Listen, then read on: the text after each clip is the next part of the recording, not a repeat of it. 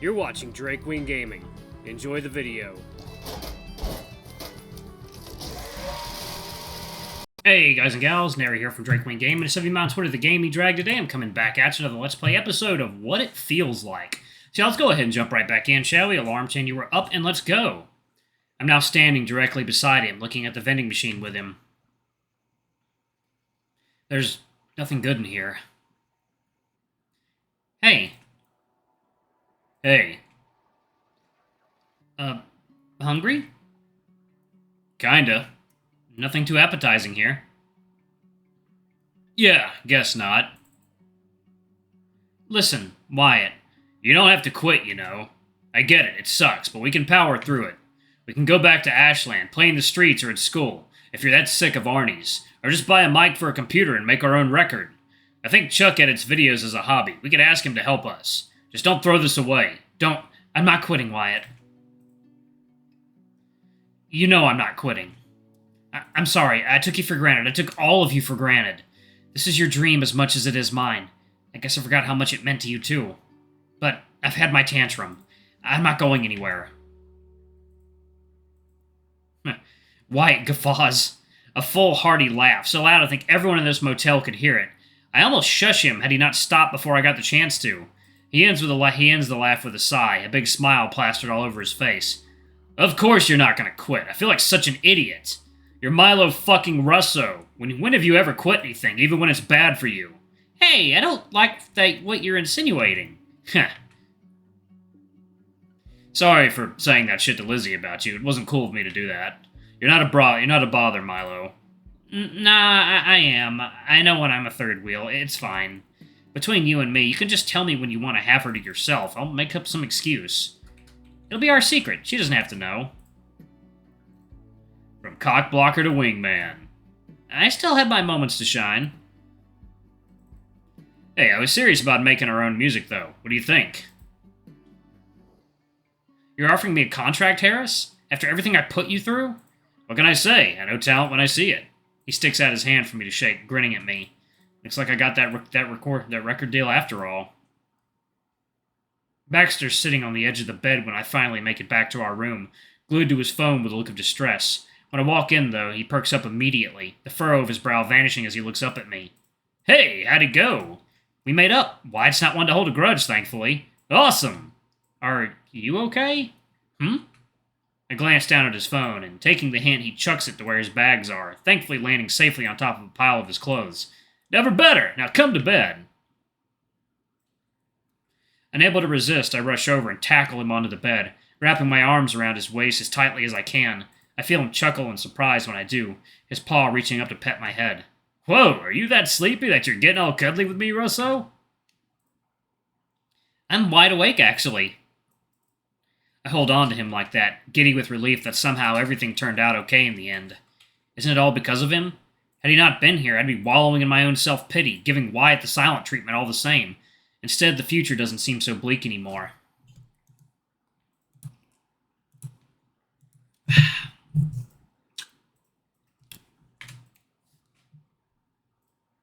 I prop myself up to look at him, his face and mine close enough together that I feel it when he chuckles again, letting out air right onto me. We stare at each other for a moment, as if both of us want to say something, or do something more. It's on the tip of my tongue again. Those words I had never said to anyone but Jacob for the longest time. Words I didn't think I could ever say to anyone else. Words that I can't say to Baxter either. Hey. Hey. Thanks for making me go apologize. I feel a million times better now. He smiles and pets the top of my head, looking at me with such softness I may as well melt into his body right here and now. That was all you, Russo. I guess, but... I blush, knowing just how corny I'm about to sound.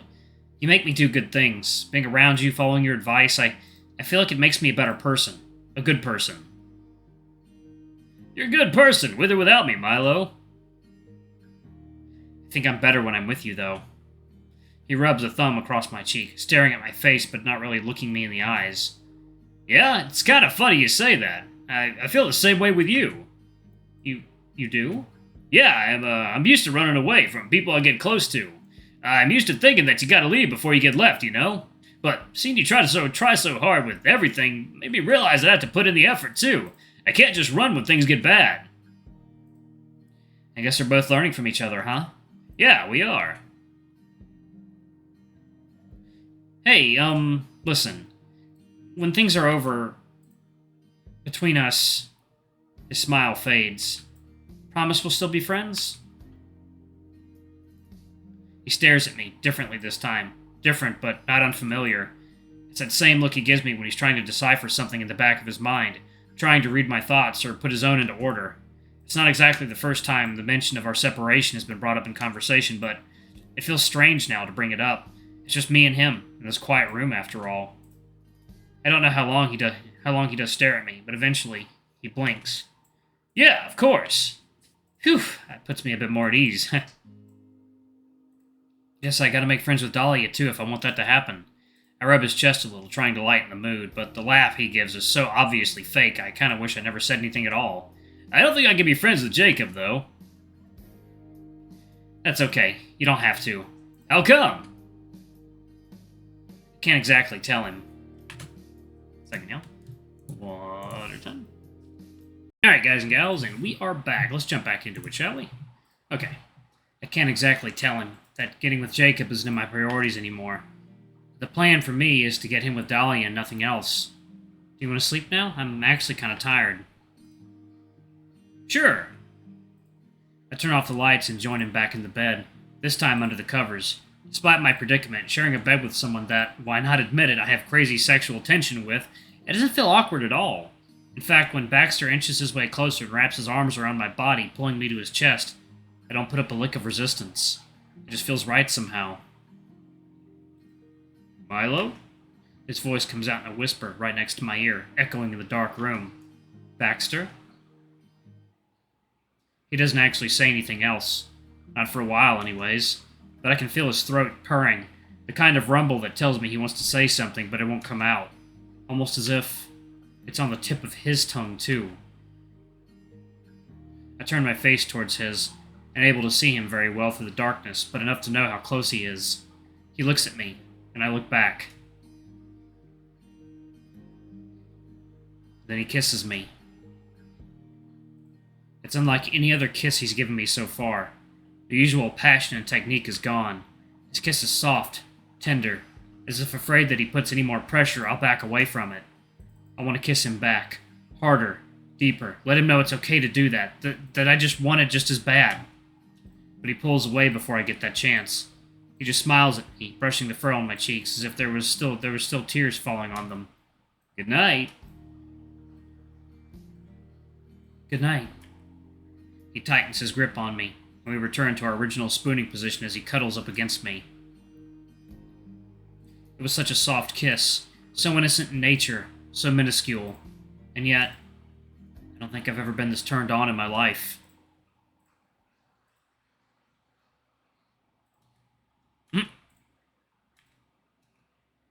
Wow! The bean! It's even bigger than I imagined. My eyes hurt just looking at it. Is it everything you ever dreamed of? Yeah! Well, gotta go flick it. You gotta go flick the bean. No. Well, at least you can cross that off your bucket list. Wyatt drives us home. Lizzie tells him about all the things she needs to do once we get back. Baxter's fast asleep, his head on my shoulder, his right hand tightly interwoven with my left. And Chicago disappears behind a rearview mirror. I take out my phone, deciding maybe now would be a good time to read my mom's text.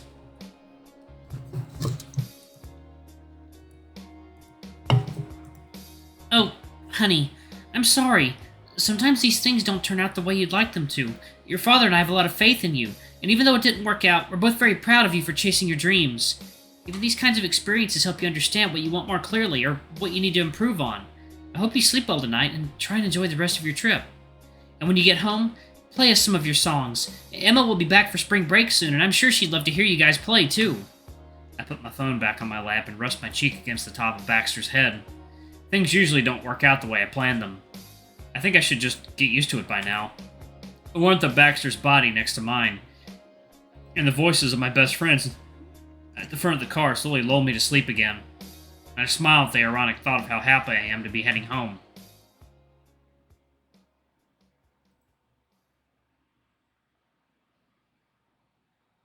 A couple of days have passed since coming back home, and excitement fills my chest with each upcoming day.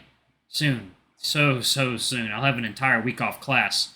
Homework and lectures will be a worry for a faraway time, and my biggest concern will be what breakfast options I'll have.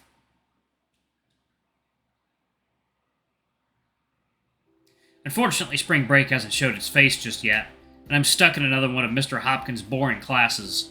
Even though I've had way more energy to stomach his classes nowadays, that doesn't make them any less repetitive and uninteresting, so hey, a quick daydream couldn't hurt.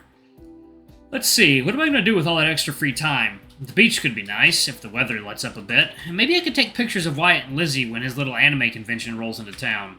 I still remember last year's. Spider-Man and Gwen Stacy. She hates costumes, but they were freshly together, so of course you'd indulge him. Perhaps I'll do it again this year. I wouldn't want a third wheel on them, though. I wonder if Baxter would go anywhere with me. I'm sure he's free. What does a guy with no family close by do with a week off from the only place he's supposed to be at? Maybe play basketball? I could go to those games, too. Or we could go to the beach together. An excuse to hang out with Baxter with his shirt off for long periods of time? Ah, Mylo Russo. Maybe you are a genius after all. And maybe this is just wishful thinking, but would he let me stay the night? After a long day at the beach, we would just head back to his place, wash the sand off our trunks, and take a long, hot shower together. I blink out of my fantasy when I realize everyone is starting to pack their things to leave, and I quickly follow suit. Whoops, maybe I should stop doing that. I'm just about to leave when Mr. Hopkins calls out to me. "Oh, Mr. Russo, come here for a moment." I growl under my breath. Deja vu much? I trudge my way closer to his desk, and he leans back on it, looking up at me. "So, Mr. Russo, ready for tomorrow?" Friday bake sale? He smiles. "Yes, that, and your presentation." My heart sinks. Shit, I forgot that was tomorrow.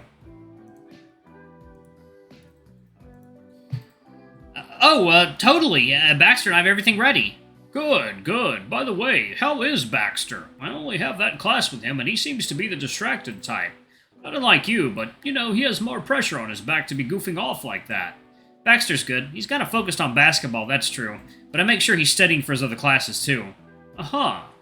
He draws out that word, as if deep in thought, combing the fur on his upper lip in slow downward strokes. Not to seem like I want to gossip, but you guys are dating, right? I blush. I've gotten used to this question from random classmates by now, but at least teachers mind their own business. Hearing from Mr. Hopkins, of all people, makes my ears burn. Yeah, we are. I see. Well, suppose that was because of me, was it? He's teasing me at this point, but getting on his good side wouldn't hurt. Well, if we hadn't both been failing your class, I guess we would have never properly met. Maybe you're a matchmaker. Huh. Well, I certainly never meant to play Cupid, but I'm glad you seem to be doing better. I do? Yeah, definitely. You always seemed a little down in my classes. After I paired you two up, you guys hit it off really well. I started to get worried you weren't working on the project and just hanging out instead. I chuckle nervously. That has happened before. Ever since then, you've got this glow to you. He must be a really good partner to you, huh? Yeah, I guess he is. Alright, y'all, I'm actually going to pause it right there. Thank y'all so much for watching. I hope you all have a wonderful, lovely Thanksgiving. Thank you to all of our wonderful bronze tier patrons. Y'all are awesome. We love you. Thank you to our silver tier patron, Cade Silburn. Thank you for going a bit above and beyond. We greatly appreciate it. Thanks to our 3 gold tier patrons, Zeke, Toby, and Blue Wolf Alpha. Y'all are awesome. We love you. Thank you for subbing to Ultimate Tier. Anyway, if y'all want to get your names in the credits, get access to all of our Not Safe for Work contents as little as $5. Alrighty? I love you all, and I'll see y'all in the next video. Bye-bye! Also, y'all, our Not Safe for Work Sissel video is up if you want to check it out. It's only $5 to get into our Discord anyway. Bye-bye!